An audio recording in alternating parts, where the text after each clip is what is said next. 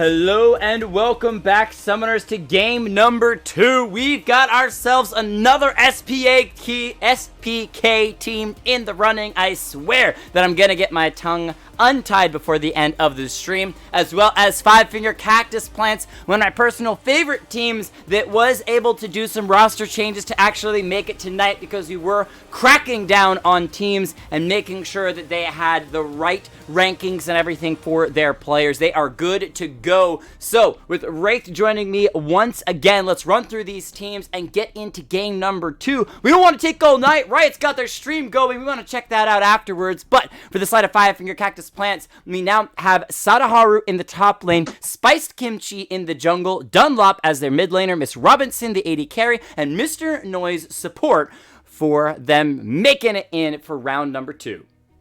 And for the side of SPK Defiance, returning once again to the Midweight Scrim gyms, we've got SF Person of Guy in the top lane, Dan the Man 352 in the jungle, Majestic in the mid lane, Blush Uwu in the bottom lane ADC role, and Spartans rounding it out in the bottom lane supportive role.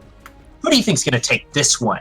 I have to say, I'm feeling good about Defiance. They've made it to finals before. They're a very good team. And one of the big factors in this one, keep in mind, is the fact that this side of Five Finger Cactus Plants did have that one player have to get roster swapped to make sure that they were able to meet our rules when it comes to rankings and all that sort of stuff. And so sometimes it can take a couple of games to get warmed up to how a teammate plays. And if all 5 of you are not on the same page, then you can have those issues. And so I feel personally like Defiance has a good shot of winning this game, but that in no way delineates or drops the amount of power that can come out of Five Finger Cactus Plants. They won before. They're a very good game or team. They always play solidly, and even when they lose, it never feels like they just completely fall apart and lose the game. It's not a smash. It's always kind of one of those slow trickles. The other team gets just enough of a snowball to finally crest over the top and secure victory. Very quickly, we do have our betting open for those of you that do enjoy those betting, so feel free to drop your bets as to which team you think is going to win, or like me, wait until after you see what these teams draft to then start your bets. Either way, are you bold? And are you going to put all of your money on something that's completely undecided? Or are you going to wait for the maximum possible amount of information in order to place your bet intelligently? The answer is just go all in and do what you feel at the beginning. Hey, Jinx getting banned out. We haven't seen that get played in a while. Anyway, as I was saying, go all in at the beginning. Don't even think about it. It's just XP. It's digital currency. In fact, real money is just paper that we've assigned arbitrary amounts of value to. So throw that in there too. So just bet on whatever. Gambling addiction, guys. Yes, if you make a commitment in the Twitch chat, you have to donate that amount if you lose your bet. If you win, sorry, there's nothing I can do to help you, but you know, if you lose, then you send the money to Excellency. Just kidding. Exactly. Also, please definitely bet everything so that when you lose all of your XP, your digital currency, I then get to reap the rewards of betting wisely and correctly and having more points than you, though I think 626 is still crushing me when it comes to total number of points. Either way, bans so far from the side of Five Finger Cactus Plants are that Pyke, Echo, and Vladimir, pinching that mid and a little bit of top, I guess, with the Vladimir flexibility, as Defiance takes away a bit more towards that bottom lane of the Jinx and Zillion, but also Talia. Yeah. The Swain most likely going to be going toward that top side, but also has been an effective pick in bot lane. Now, I haven't seen him so much at Worlds, but has in the past, as well as in solo queue, been a very potent bot laner.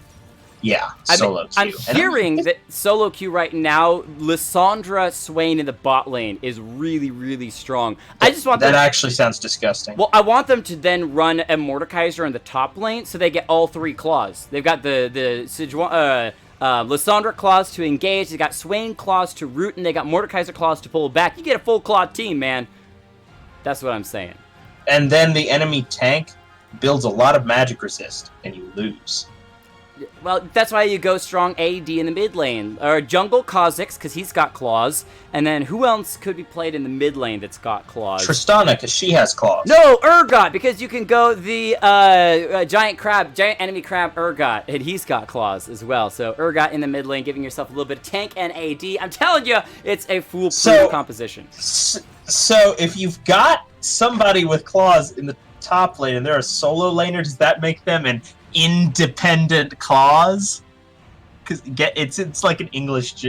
Okay, I'm sorry, guys. Really. Well, Kayn and Ornn going to be locked in for 5 Cactus Plants. With that, Ornn most likely going into the top lane. It does seem to be that Swain is headed towards the bot lane supportive role, but can still be flexed into the mid lane, possibly, though I highly doubt that, as Defiance gets themselves that Xayah and Rakan, which is pretty surprising considering that was over 2 different pick phases. There was that option for Rakan to be counter-picked by the side of 5 Cactus Plants, and considering that they didn't, it does make me feel like that Swain is picked for that bottom lane. Xayah and Rakan super strong. Nunu as well has shown up as a really good kind of pocket pick for different teams. He doesn't always get played, but he still shows up so huge when he does, with his ability to control those neutral objectives and strong engages. Yeah, definitely a very powerful champion that gets a lot of money. You don't usually see him being the solo carry, but his just ability to make the engages as well as the really deny resources from his opposing jungler. If Kayn is spotted bot side and Nunu can't assist with a counter gank, he can just go and eat all of Kayn's top side. So it's like, well, you may have ganked my bottom lane and blown a flash, but you don't get any money. So you feel bad now. It's kind of like sending the enemy jungler to bed without supper. It's like you did something bad, and while I'm not actually going to hurt you physically, I'm going to starve you. Which is actually sounds a lot worse when you say it that way. Never mind. Anyway, so back to picks advance. Xayah Rakan, like you said, has been seen a ton recently in these scrim gyms. I think we've seen it in 5 of the last 6 games, if my memory serves. That at least Xayah has been played, and then Rakan has been banned away. Yeah, there's just usually how it goes. A lot of those two showing up because they're incredibly strong, but they can be shut down by a really strong ranged AD. And playing around Xayah's Featherstorm, it did get nerfed, so it's a bit longer between them. And that's a Tristana mid lane. So they are really leaning heavily into the AD range from the side of Defiance. I would definitely say so, especially since Nunu's not really going to be much of an AP threat. All in all, I would like to see... No, the Vladimir is not on the table right now. That's what I really would have liked to see in that top side, but unfortunately banned away right now. Azir for the mid lane, so that's some nice scaling picked up. Most likely, like you said, going to be the Ornn in the top lane and the Swain in the supportive role. So it's going to be hovered over, and the Kiana is going to be locked in. So perhaps a Kiana Swain in that bot side. Could also be a Azir Swain with Kiana mid. There are some questions. There are some questions. I have many questions, and none of them are being answered right now. The Mordekaiser is a good pick here. Decent amount of AP damage in that top side. Definitely rounds out the composition so that Ornn can't just, like, say, here's a Thorn Mail, and you guys don't ever get to kill me. Well, go ahead. Yeah, no. So it is going to be Kiana Swain in the bot side. Azir mid. What? Xayah mid? No, I don't think they've finished swapping around. No, there they go. They're just trying to make sure that players have the right swaps. They still got 7 seconds to put Rakan into that bot lane. They could also, in theory, be trading Spartan Z. There it is, the trade right at the last 20 seconds. Because the 20-second mark is where it cuts off for them. They have to make sure everything's locked in by those 20 seconds. They could have had the players swapping as well. We do allow players to move around in game if a top and mid lane want to swap in lanes or something. That is totally acceptable as well. But in this case, it is what we expected out of them. Like the Mordekaiser and Nunu to be the front line for Defiance being the tanky front line. Both are AP though, so if you're able to just kind of ignore them and get to the back line, you can build solid AD to deal with the Tristana and Xayah, because those will be the main damage dealers out of Defiance. Definitely. All in all, let's take a look at these lane assignments here. I like Xayah Rakan in the bot side. Granted, Swain Kiana does have a lot more early game, and especially at level 6, kill power. But Rakan has a lot of peel, and Xayah has a lot of damage with Blade Caller if a lot of people are just running into her, which is what Kiana is kind of going to be doing anyway. So having that Blade Caller up is going to be kind of the determining factor as to who wins the fights. I think we've seen this from Miss Robinson in the bot side with the Kiana. I remember the last time it didn't go so well. Or am I misremembering that and that was another team? I feel like Kiana was played, but it was with a different support. I don't think she was played with the Swain. I want to say there was something like a Xerath or a mage range support. Even though Swain is kind of ranged and magey, but it's a little bit of a different picture. I do also like Swain grabbing the exhaust as well, a great way to kind of slow the enemy team. You drop that on the Xayah when she's trying to run away. Most of her damage can be negated, as well as usually ends up forcing her to use that Featherstorm. On the earlier side, you wait for Featherstorm to drop down, and then you throw out the Never move, drag her back in for Kiana to go in for the kill. The main thing is, as always, to play around those super early levels, because Xayah and Rakan have that level 1 advantage, as well as level 6 as soon as it ticks over.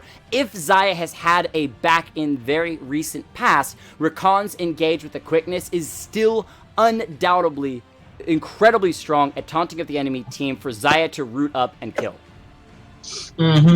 All in all, I think the team compositions are fairly even with a little bit of an edge. I don't know. I was going to give a little edge to Cactus Plants because they have a stronger of the two tanks, and Orin's Engage is just so powerful, but Nunu's more effective in the late game than Kane is. Orin, depending on who's strong, because you see what Mordekaiser can do, really their only damage on 5-Finger Cactus Plants is the Azir in the late game. Kiana, if she gets fed, is going to deal a lot of damage. But Mordekaiser can walk forward and just ult Azir. And regardless of whether Mord dies or not, it doesn't matter. You just basically disqualify Azir from setting up his soldiers and dealing a ton of damage down onto the back line, or even to chunking out the Nunu. So there's definitely a possibility here that Mordekaiser just entirely neutralized 5-Finger Cactus Plant's main late game win condition with his ultimate. So I think I was gonna give the edge to 5-Finger Cactus Plants, but I'm gonna give it to Defiance based on a second look at the composition. All right, well, we got a supporter of Mobron, and the Twitch chat for Person of Guy. We've seen this guy play before. Very good top laner. Very rarely gets destroyed. Not usually plays the Mordekaiser. That is a bit of a different look for him. We also have some nice synergy in the bot lane with the Xayah and Rakan both going the Star Guardian skins. Beautiful to see them looking so pretty. And we are into game number 2 of the night. 5-Finger Cactus Plants looking to take down Defiance and head to those finals. And with Embers being out of the race, we are now into an anybody's game for who could win this one. We were thinking it was going to be just another one where Embers walked straight through to the victory, and in many cases in a very commanding fashion. But taken out in the first round leaves it up. And I mean, whoever wins this game has to face up against Spectral. So I hope whoever is playing on this one, whoever wins, is on point for the next game, because it's going to be a barn burner. And we've got to pause, boys. We got to pause. It wouldn't be NA production without a pause. Also gives us a moment to celebrate. You heard the fireworks going off. We are officially in the 10 years of League of Legends existing as a game and celebrating that awesomeness. And so all of the rest of the games tonight will have that little bit of fireworks celebration as people load into the game, which is definitely a nice little touch to have. So excited about all of that. And if you're in the Twitch chat right now, drop what is one of your favorite moments in the last, or favorite seasons of League of Legends in the last 10 years. Because there have been some pretty wild seasons, that is for sure. Why do you say season 3, Wraith? I don't know. Everything was just so wonderfully imbalanced. Like, there were a lot of things, and they were all imbalanced in just the right way. I mean, this was back when Syndra, like, nobody had really figured out the game. You didn't have all of the YouTubers on there who were like, okay, this is how you game the system and get the maximum amount of, you know, golds and stuff. There were still some hilarious strats. You could use Atmogs was still a thing. I remember at the beginning of Season 3, you could still build 3 Warmogs on Dr. Mundo and 1 Atmos Impaler, and they stacked. There was so much damage, like 1 auto attack. You had a stupid amount of AD as well as a stupid amount of armor and health. Well, there were all these janky strategies that you could use that were kind of stupid but still worked. Yeah. So it was just unrefined but fun at the same time. Also, the graphics sucked. Well, it meant that you had no clue what was coming up. But I agree about the graphics. Right before they updated the Summoner's Rift and toned everything back, if you look at those old videos, it was so neon. Like, comparatively to what we have today, where everything's nice and smooth, it was unbelievably neon back in that day. Also, I love checking out what the compositions for the World Championships games, like the finals games, what teams were playing. I think one team was running a Janna Blitzcrank in the bottom lane. That was back when TSM Doublelift was playing the... no, it wasn't even TSM. It was like CLG Doublelift was playing the Blitzcrank as the carry in the bot lane. It was a wild, wild time, and definitely that was back when Blitz could still hook the dragon out of the pit. That was back when you could hook and then flash backwards to drag them literally the entire length from the middle of the lane all the way to the turret. It was a good time. And the thing is Flash... At some point, I think it was like Season 4, they nerfed Flash substantially, but Flash used to go double its length right now. You could Flash for, like, forever. It was stupid. And then Fortify made turrets invulnerable and fire at double their speed.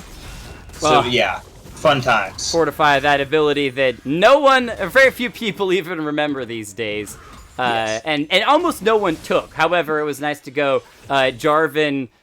Fortify, because back then you also got massive attack speed with the flag that you drop, and then you also got, what was the other, not Empower, but the other summoner spell that dropped another flag? Surge. So flag and flag, and then Fortify, and basically it was just a massive ball of death in that one area. Oh, right! I forgot about that! I can't remember. It's like Commander or something. It was only around for a little bit, and we're reminiscing and waxing poetic because right now it's just a farm fest and literally nothing has happened.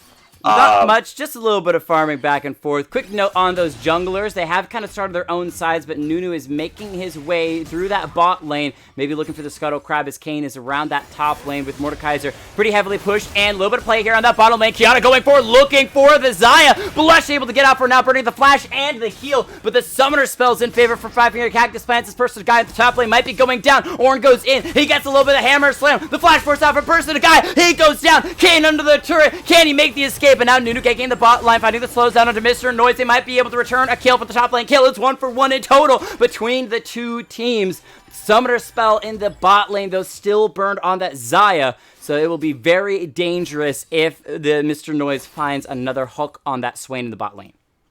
Yeah, and Xayah has the option to freeze here, and it looks like she's taking it. That's the best possible thing she could do here. Deny any kind of pressure that the Kiana can put out right now. Not keeping her out of XP range, and unfortunately is going to start pushing in rather than allowing it to fully freeze out.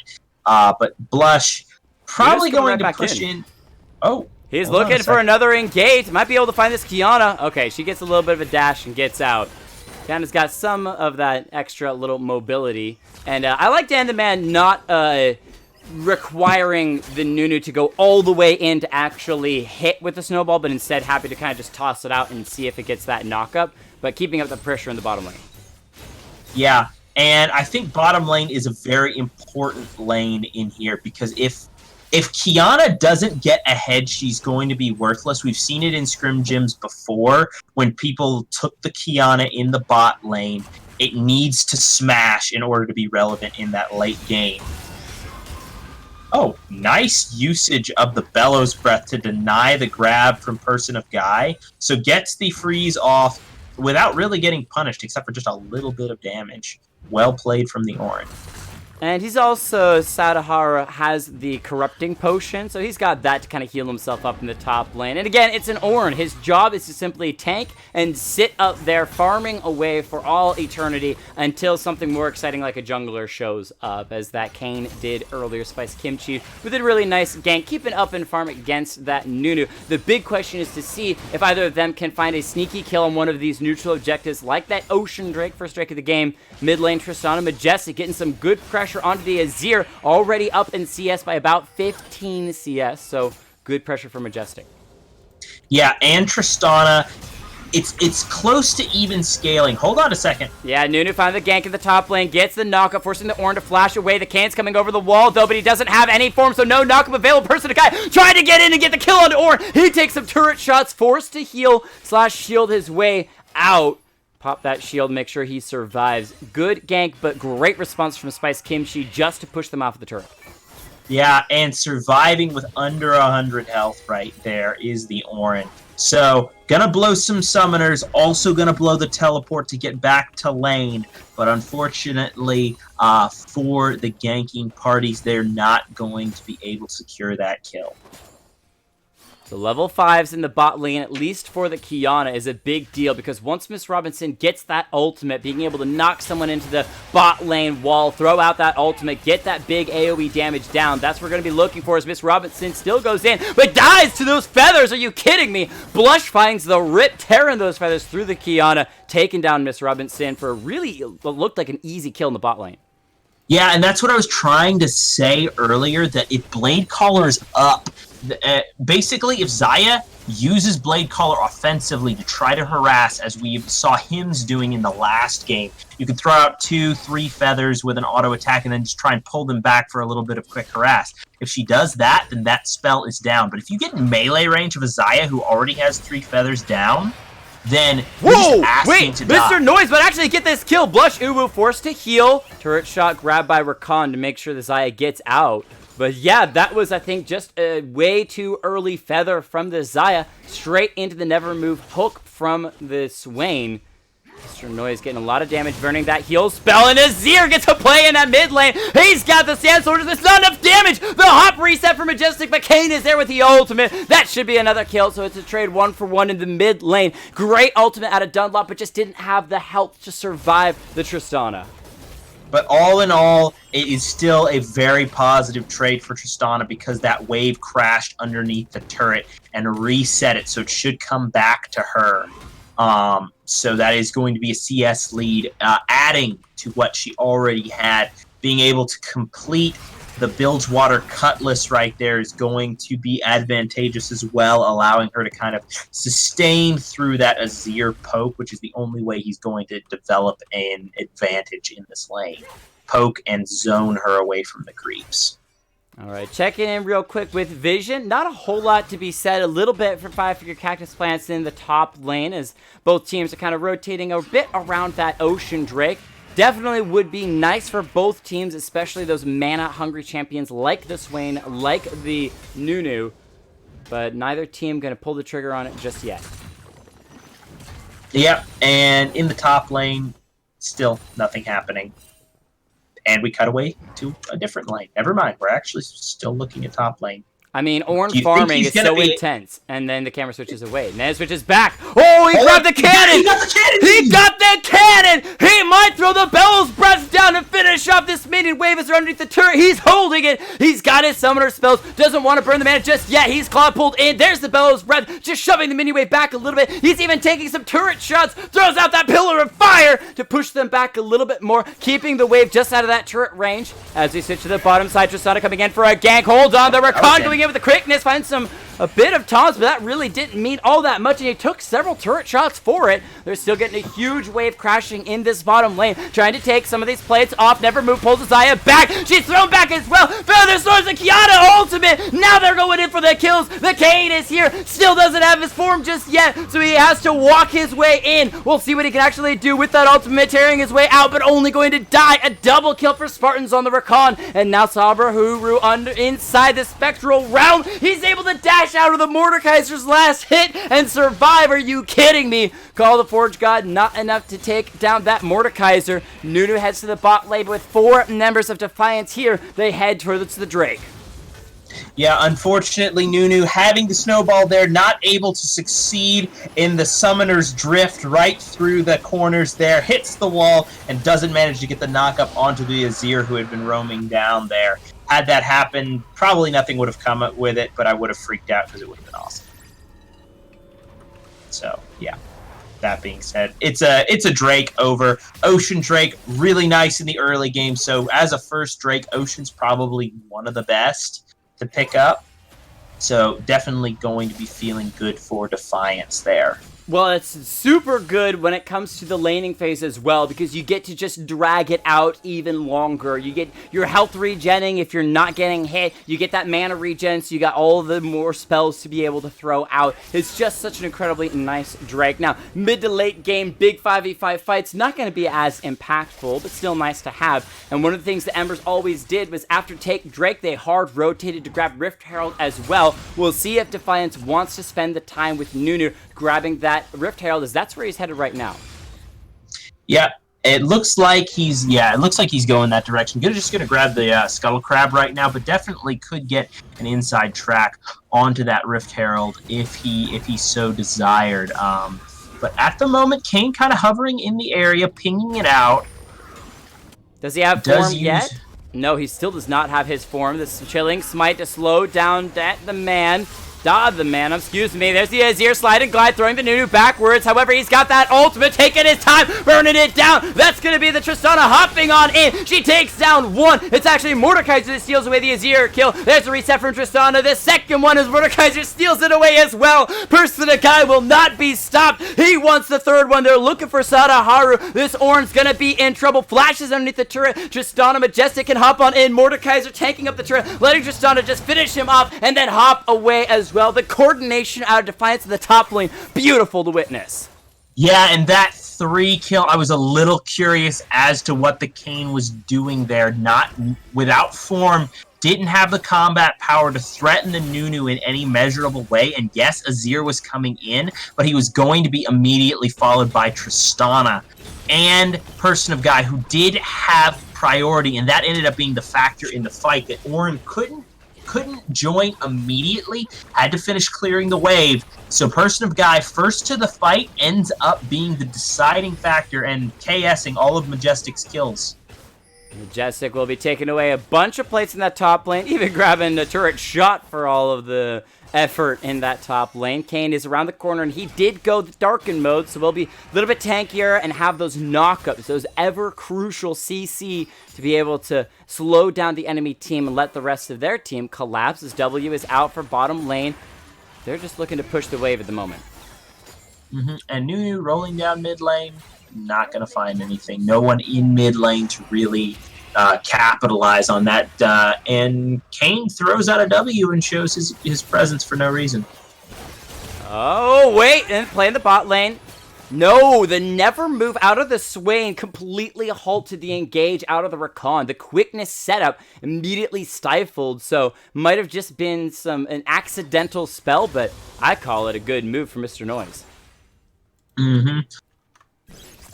But Mr. Noise now almost entirely out of mana. Probably has enough mana left for 2 Qs, but I don't believe that he has enough for Never Move anymore. So gonna have to regen up a little bit or recall if he wants to be of any kind of measurable impact in these next fights.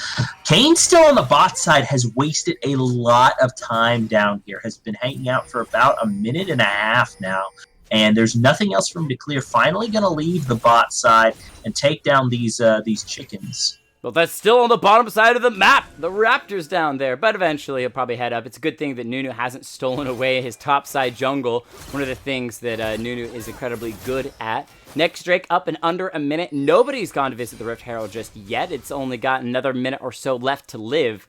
So I'm curious that neither team has really pushed it, especially because we still have first turret on the table. As we now see those plates having been gone for about a minute. Pressure in the bot lane. And almost Miss Robinson going down to an aggressive blade caller from the Xayah. And I know Kane wants to make this happen, but TPs are coming in. That Orin coming in from the side as well. Call the Forge God trying to slow them down, forcing out the Featherstorm out of the Zaya. We'll see if Blush Uwu can make the great escape. She's found the route onto 2 members. Can she get out? She will not. She will go down. Kiana goes in, throws out the ultimate to take down the Rakan as well. Drops, but that is all right. The rest of the team is here, though. Nunu and Mordekaiser. Sorry, Orin, you're stuck in the Spectral realm. He's dashing away, sitting by the wall, waiting to die, and he will go down. Double kill for Person of Guy. The Kane is knocked away, but the Ignite ticks down, and Majestic picks up another kill. It's a 3-1 Tristana, a 4-1 Mordekaiser, and Defiance takes a defiant lead. Yeah, and I was nervous for a 5-finger Cactus Plants right at the start of that fight, just because they burned so many resources trying to secure stuff onto the Zaya and the Rakan. The teleports expended, the ultimate from both Kane and Ornn completely dodged out by Blade Caller, so no damage from Kane ultimate. Hold on, we've got something of a dive? Sort of? Attempted there in that mid lane, but they're focused instead on that mid lane turret. Spartans trying to go in with their heroic entrance, get a little bit of a knock up there, but he has to back away. Mid lane, first tier turret will fall. All first tier turrets drop from 5-figure Cactus Plants, as they're now looking for those second tier turrets, but they might be focused instead on trying to grab the Rift Herald before it disappears. I was incorrect on my timing earlier, but it really does not have long to live. And they're going for the Scuttle Crab when they should really be auto-attacking the Shelly at the moment. It's all about vision game, right? Even if you're standing on top of... so they can see where they're standing. Yes! I understand. Yes, you got to know where your feet are before you can know where you want to walk to. I feel like that's oddly philosophical. Like, that sounds like something you'd find on a dumb fortune cookie somewhere. Zyra, one of her quotes should be, "See where your feet are planted before blooming," you know? Anyway. Yeah. We are moving past that. We'll go with that, Jake. You know, I think you should start a counseling session. I could be a therapist. Shout counseling. Shout counseling. Shout counseling. Yeah, that's a bit of a mouthful. I know, it's hard to say, isn't it? Shout counseling. You want to say canceling, but shout counseling. Yeah, I know. I kept trying to say it, and my tongue was like, no. Look, you people that are in the Twitch chat making fun of us, you try it. You try it. Shout counseling. And now we have a bunch of weird people just yelling shout counseling in their house right now. Alright, Mordekaiser getting a little bit of a 1v1 onto Ornn once again, taking him to the Shadow Realm. He's got the Obliterate Slam. The Ornn Horn going to delay things for a little bit longer, but the Obliterate comes down once again. One more might be all that's needed. The Claws flash. Sadaharu trying to make the escape and will live. Obliterate will not find the kill, but winning out in that fight. Person of Guy, fairly untouchable so far this game. The drop of the Rift Herald in the mid lane, so we're looking for a big 5-man fight here in that 4v4 fight, as Shelly will get a nice little charge on and might be dropping a little bit low. Tristana's looking for the turret. She takes it down as Nunu heads straight in for that Kane, pushing him backwards. Azir immediately elects a new turret in this mid lane. Nunu flashes, but he will drop as Rakan engages once again. Caught out, engaging too deep. Takes the grand entrance to escape. Another Tristana getting a couple shots down to Mr. Noise. The heat goes golden. He will live as the Tristana gets dropped. Azir finds the kill. They're looking for the Rakan as well. The slide and glide from Azir. Not able to get him in range just yet. Blush Uwu turning around, throwing out those feathers. But again, the Swain now going and gets the kill. Kiana grabs the Rakan. It's a near ace for the side of 5-figure Cactus Plants. It's the only member to live is Person of Guy who wasn't involved in the fight. Yeah, that was a tragedy. They had the disengage. That was the thing. Defiance were away from the fight. They tried to go for it. Didn't work. They lost their jungler, and they were backing off, but then they kept turning around. It's like, okay, one more poke. It's like when that guy walks out of the room, it's like, oh yeah, and another thing. And it's like, eventually, he just gets decked in the face. And that's exactly what happened to Defiance there. And it connects. It's not going to matter, because it doesn't... Oh, wait, it actually might matter. Never mind, I'm an idiot.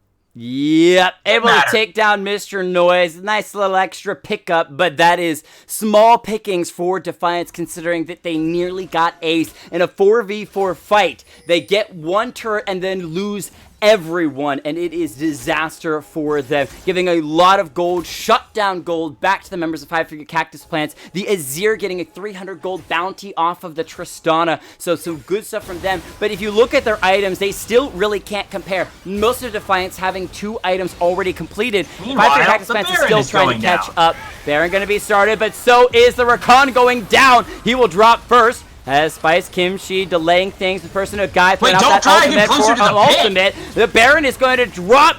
As the Rakan, sorry, not the Rakan, the Kayn now has to make the great escape. Hits the blast cone to get over. 4 members of Defiance having that Baron bump, but can they actually make it out with it? Nunu starts that ultimate. He'll immediately cancel it. The Kayn re-engages, but goes down just to his own demise. It's Robinson throwing out that ultimate. Azir locking people in, but he actually helped them to escape, shoving them over the wall. And now the rest of the team is here. Sada, what can this Orin do? Swain's going in with the ultimate, ticking away. We'll see if he actually finds a kill. The Kiana dashes in, gets the Xayah down. 1 major source of damage taken down on the side of Defiance, but the members of 5-figure Cactus Plants are too low. Help! Obliterate from Mordekaiser, taking down 2.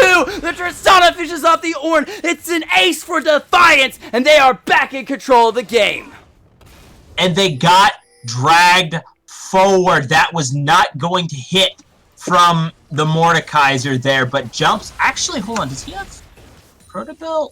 Yeah, he uses the Protobelt forward to make it hit. That was great play from Person of God. Gets the double kill in a situation where I was pretty sure they were going to lose an extended fight. Another kill for the Azir. They're actually punishing members of Defiance for over-shoving that mid lane. Spice Kimchi should survive that Ignite taken away. It's a double for the Azir. This guy, Dunlop, is doing his absolute darndest to save his team this game as the Mountain Drakes get secured by Dan the Man.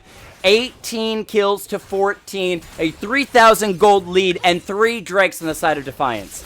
Yeah, but the Baron did go their way. The Mountain Drake went their way, and... oh, wait, I thought they cracked the base, but they didn't. It's down to almost 100 HP, and if they had cracked the base, I would have called that worth it, because taking down those inhibitor turrets is really hard. So they need to go right back mid and just get the last auto down on that mid lane turret before it regens too much. There was a really good attempt at a crazy wombo combo out of Dunlop and Miss Robinson on the Azir and Kiana, where Kiana hit that ultimate on the wall of the red buff, trying to pair up with Dunlop's ultimate, knocking people into the wall. Unfortunately, there was a bit of mistiming. The Kiana ultimate really wrapped around the red buff before the Azir ultimate knocked them over it, and then he knocked 2 people to the other side, where basically they were able to get out of the fight, where that big AoE from Azir's Sand Soldiers just wasn't there to hurt them, and that fight really started to be the failure for 5-figure Cactus Plants. We get another fight here in that mid lane. Call the Forge God gonna knock up Rakan, take him down, but the AoEs of Defiance are starting to come through. Nunu ulti is canceled by the ultimate out of the Shurima Shuffle from the Azir, as the Emperor's Divide, was what was used earlier. Miss Robinson on the Kiana, down to about half health, dashing around Person of Guy. Ornn finds the knock up. The Nunu is coming in, trying to find the slows. Ornn is doing his best to tank up the enemy team, and he's able to do so, making it a 3-4-2 so far. 5-figure Cactus Plants continue to hold on. Yeah, Majestic totally out of position in the second half of that fight, farming the minion wave instead of participating with his 2 tanks. They definitely had the potential with his damage to win that fight. Unfortunately, lack of map awareness ends up meaning that fight goes in the favor of 5-figure Cactus Plants in the end.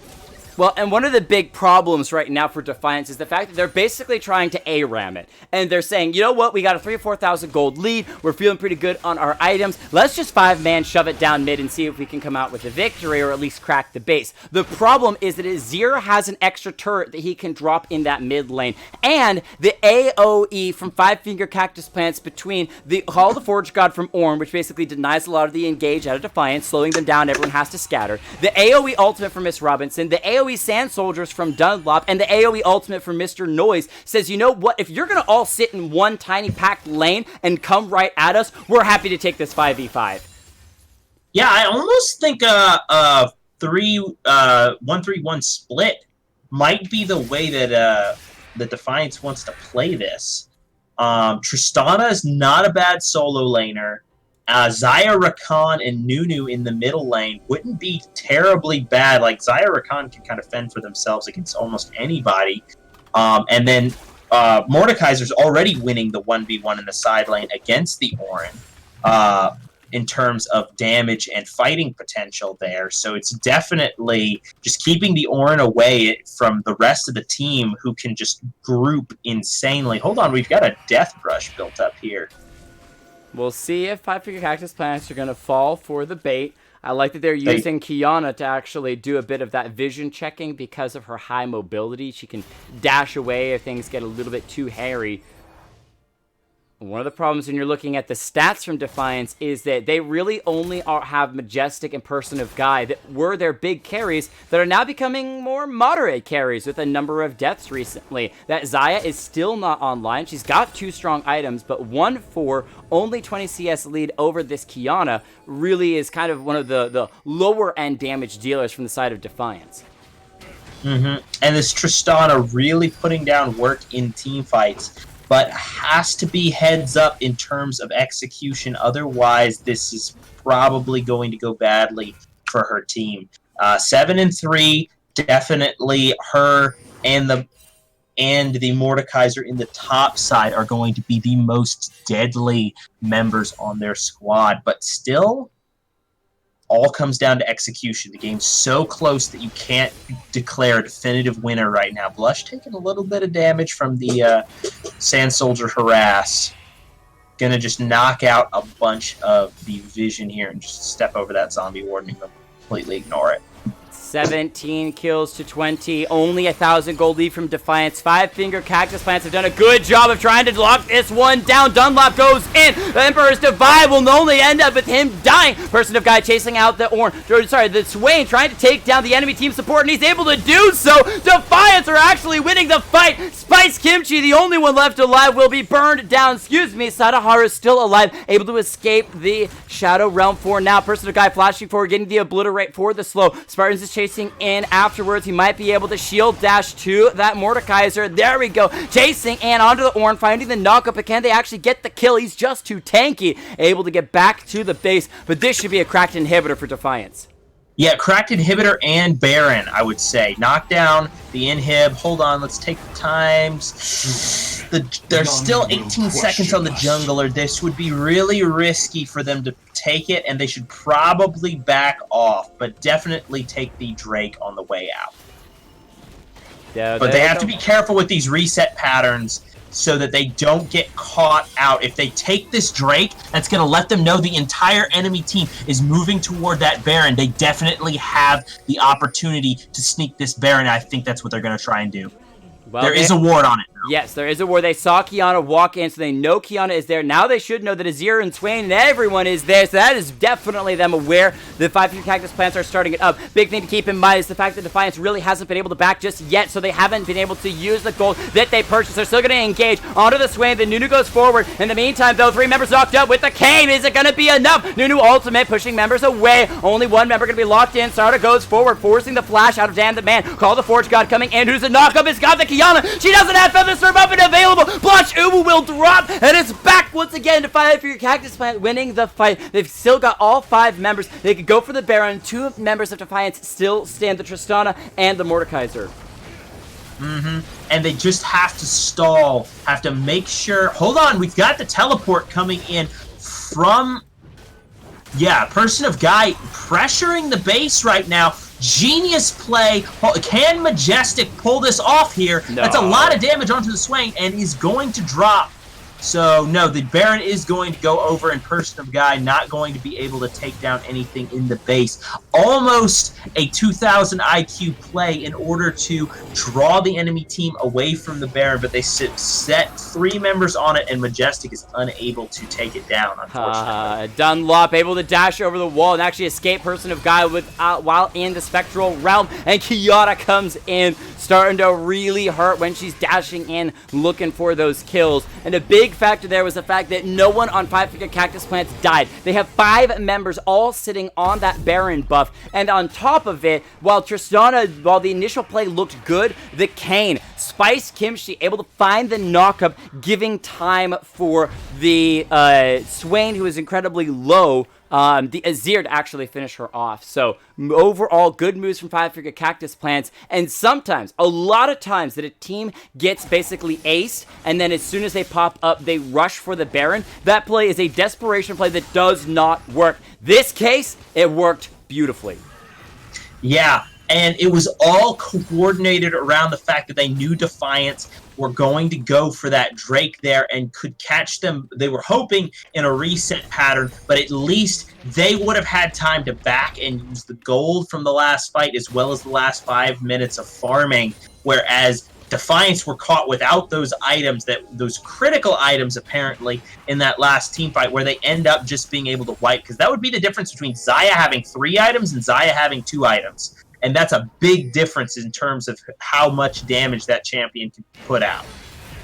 Oh, Qiyana throwing out that Feather Storm, but so incredibly early. Might have been respecting the Emperor's Divide out of Dunlop, but that is a massive sell to be down as 4 members pushing the mid. Qiyana heads to split into the bottom lane, and we'll see if Defiance can sustain against all the members of Five Finger Cactus Plants pushing in.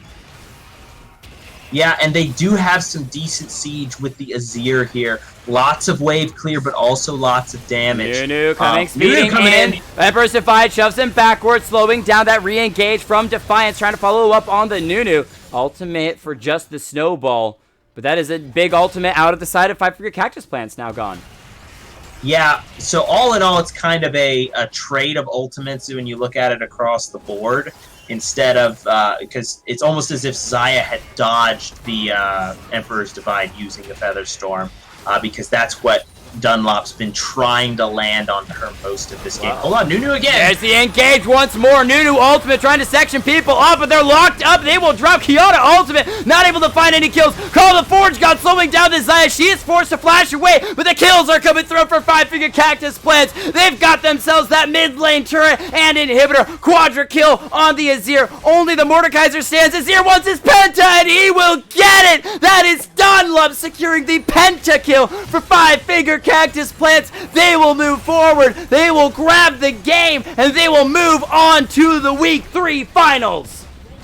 Yep, and whatever happens in the next game, we've got 2 strong contenders. That was a very hard-fought game all the way through, but Five Finger Cactus Plants going on and going to be facing Spectrum Gaming in the finals of this week's Scrim Gym, Jake. Oh, that is going to be an exciting one, but this game was not an easy one for Five Finger Cactus Plants. They were down several thousand gold at a couple points during the game, and then to top it off, they were able to find fight after fight. After getting aced, they were still able to play around the Baron specifically. They lost every single Drake that game, but the fact that they played around the Baron, and specifically Dunlop on this Azir, was absolutely crucial to them coming out with the victory. Yeah, I wanted to see Mordekaiser ult Dunlop, to be honest, get close enough, because he was close enough in several circumstances to just drop the ultimate on him, and regardless of who he killed, there were a couple of times he ulted Swain, who was 1 in 6 and not that much of an impact in the team fight. Person of Guy, very dominant overall in the game. However, I would have liked to see that ultimate go on to the 13 and 4 Azir and just section him off of the fight for a while, at least long enough for the ultimate from the Ornn to come through, as well as maybe the ultimate from the Kayn. Unfortunately, in that last fight, Blush and Majestic were largely zoned away from the team fight and didn't have an opportunity to put in any kind of real damage while their tanks were going down. Yeah, and that's So- the key, is that for this Mordekaiser, he kept trying to kill the Swain to get the stats so that he could then rejoin the fight that much stronger. But with Dunlop just being so far ahead and playing off of spiced kimchi, being able to bring so much CC to the table, and then Sadaharu being that massive tank for each one of those team fights, it just didn't work out in the end. And it might be one of those sacrificial plays that Personal Guy should have made for him, saying, you know what, I'm gonna die to Dunlop, but I can at least hold him in the Spirit Realm for a while. My team can win the 4v4 after he is out, and then we can look for, they can try to kill the Azir following up. But that is all in the past because the game is over. Massive victory to Five Finger Cactus Plants, moving on to the finals. Excited to see them play yet again, and maybe we'll have a couple of these champions banned against them for the finals. We'll find out in just a moment. Take a quick break and be right back for game number 3.